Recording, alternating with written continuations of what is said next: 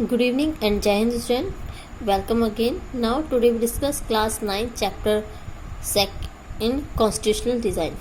In this video we discuss about explain the role of Nelson Mandela in promoting democracy in the world.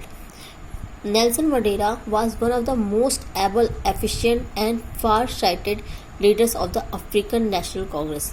Nelson Mandela बहुत ही famous और फार cited leader थे national African Congress के. It was under his leadership that the struggle against apartheid reach its climax.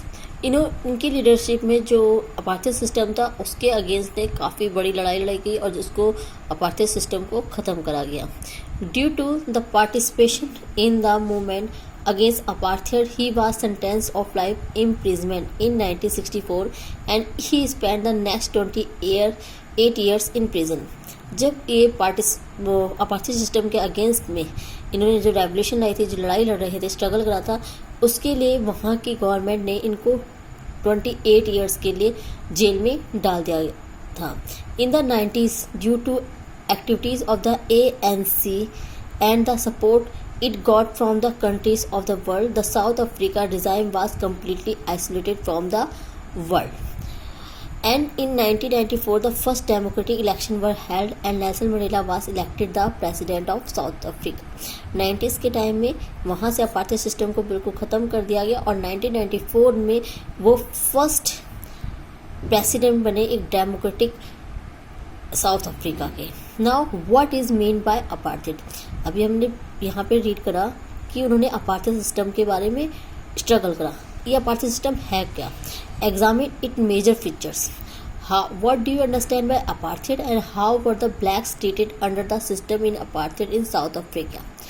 Apartheid was a name of a system racial discrimination unique in South Africa, the while European imposed this system on South Africa. Apartheid जो system है ये racial discrimination means रंग भेद की नीति जिसको बोला जाता है उस पर आधारित था जो साउथ अफ्रीका में थी.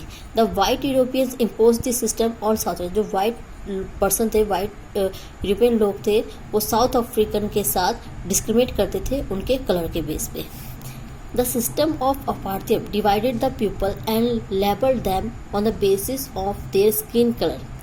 The native people of South Africa are black in color and they made up about 3/4 of the population and were called the blacks. जो वहाँ के नेटिव मीन्स वहाँ के जो लोग थे साउथ अफ्रीका के, उनका कलर ब्लैक था and they made up about 3/4 of the population and were called the blacks. और वो उसका 3/4 पार्ट थे वहाँ की साउथ अफ्रीका की पॉपुलेशन का जो लोग ब्लैक थे. Beside this two groups there were people of mixed races. Beside these two groups, there were people of mixed races who were called colored and people who migrated from India. यहाँ पे दो groups के लोग रहते थे जो वहाँ के थे और कुछ ऐसे लोग रहते थे जो इंडिया से माइग्रेट होकर साउथ अफ्रीका आए थे. The white rulers treated all the non-whites as inferior and the non-whites did not have voting rights. जितने भी बिकॉज जो वहाँ के यूरोपियन लोग थे, जो वाइट लोग थे, वो जितने भी ब्लैक लोग होते थे मीन्स नॉन वाइट थे, उनके साथ बड़ा डिस्क्रिमिनेशन वाला बिहेवियर करते थे, मीन्स भेदभाव उनके साथ रखते थे. उनको यहाँ तक कि अपनी ही कंट्री में वोटिंग का राइट तक नहीं दिया गया था जितने भी नॉन वाइट्स लोग थे. The apartheid system was particularly oppressive for the blacks. And जो अपार्थाइड सिस्टम था इसका मेन यही था ब्लैक को ऑप्रेसिव करने का. And they were forbidden from living in white areas. They could work in white areas only if they had a permit. और यहाँ तक कि वो वाइट एरिया जहाँ वाइट पर्सन रहते थे वहाँ वो एंट्री तक नहीं कर सकते थे और अगर वो वाइट एरिया में उनको वर्क करना था इसके लिए उनको परमिट की नीड होती थी. Train and buses, taxis, hotel, hospital, schools and colleges, library, cinema halls, theatres, beaches, swimming pools, public toilet etcetera were all separate. यहाँ तक कि ये सब की सब चीज़ें उनकी मीन्स जो नॉन वाइट थे उनकी सेपरेट होती थी वाइट लोगों से. And explain the struggle of South Africa people against apartheid. What do you mean by the policy of apartheid and how did the policy come to an end. The policy of apartheid was imposed by the white over the black and under this people of South Africa were discriminated on the basis of colour and race. जैसा भी मैं आपको बता ही चुकी हूँ second question में, apartheid system क्या था, एक रेशियल डिस्क्रिमिनेशन था जो वाइट पर्सन करते थे ब्लैक लोगों से साथ, मीन्स उनको कलर के बेस पे डिस्क्रिमिनेट करा जाता था।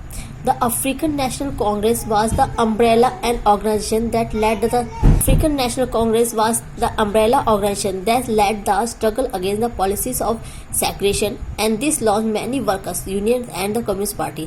जो ANC means African National Congress थी, इसने स्ट्रगल स्टार्ट करा था अपार्थाइड सिस्टम के अगेंस्ट। उन्होंने बहुत सारी यूनियंस बनाई थी, बहुत सारी कम्युनिस्ट पार्टी बनाई थी, बहुत सारे वर्कर्स को इकट्ठा करा था एक साथ स्ट्रगल करने के लिए, एक साथ रेवोल्यूशन उठाने के लिए अपार्थाइड सिस्टम के against.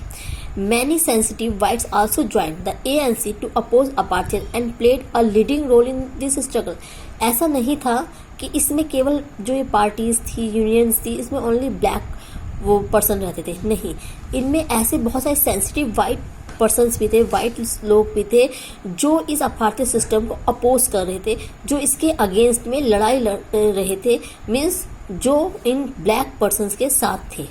Several countries, including India, denounced apartheid as unjust and racist, but the white racist government continued to rule by detaining, torturing, and killing thousands of black and colored people।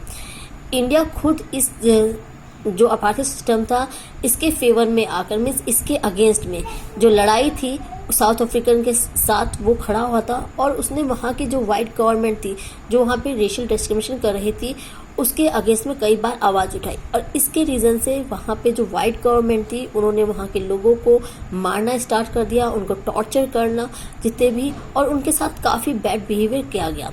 As protests and struggle against apartheid had increased and the government realized that they could no longer keep the black under their rule to present। और इसके अब जब उन्होंने अपने लोगों को मरता हुआ देखा तो जितने भी जो ब्लैक पर्सन थे वो कंटिन्यू बहुत सारे प्रोटेस्ट करने लगे, स्ट्रगल करने लगे, और ये सब चीज़ें थी दिन ब दिन बढ़ती ही गई, और गवर्नमेंट ने ये रियलाइज़ करने लगी, वाइट गवर्नमेंट रियलाइज़ करने लगी कि अब वो बहुत लंबे समय तक यहाँ पे अपना रूल नहीं कर सकते और ब्लैक को अपने अंडर में नहीं रख सकते। And the white regime change its policies discriminatory and laws were repealed and ban on political parties and restriction on the media were lifted. अब वाइट्स ने अपने कुछ पॉलिसीज़ को चेंज कर दिया, उन्होंने जो डिस्क्रिमिनेशनरी थी लॉज तो उनको चेंज करना स्टार्ट किया, और जितनी भी पॉलिटिकल पार्टीज थी उनको बैन कर दिया, और मीडिया को ये सब दिखाने के लिए, मीन्स वहाँ पे मीडिया को रोक लगा दी कि वो गवर्नमेंट के अगेंस्ट में कोई भी चीज़ पब्लिक को नहीं शो करेगी। After 28 years of imprisonment, Nelson Mandela walked out of the jail as a free man, and finally at the midnight of 26 April 1994, the new national flag of the Republic of South Africa was unfurled and marking the newly born democracy in the world। लेकिन 28 years की imprisonment के बाद, jail से छूटने के बाद, Nelson Mandela ने जब वो जेल से छूटे एक फ्री मैन की तरह 26 अप्रैल 1994 को साउथ अफ्रीका में एक इंडिपेंडेंट फ्लैग को अनफर किया गया, फहराया गया, और एक नया साउथ अफ्रीका बनकर उभरा, मीन्स एक इंडिपेंडेंट साउथ अफ्रीका एक डेमोक्रेटिक कंट्री बनकर वर्ल्ड की उभरा। Now thank you student। In next video what we discuss about what is the constitution and the importance of the constitution। Thank you। जय हिंद।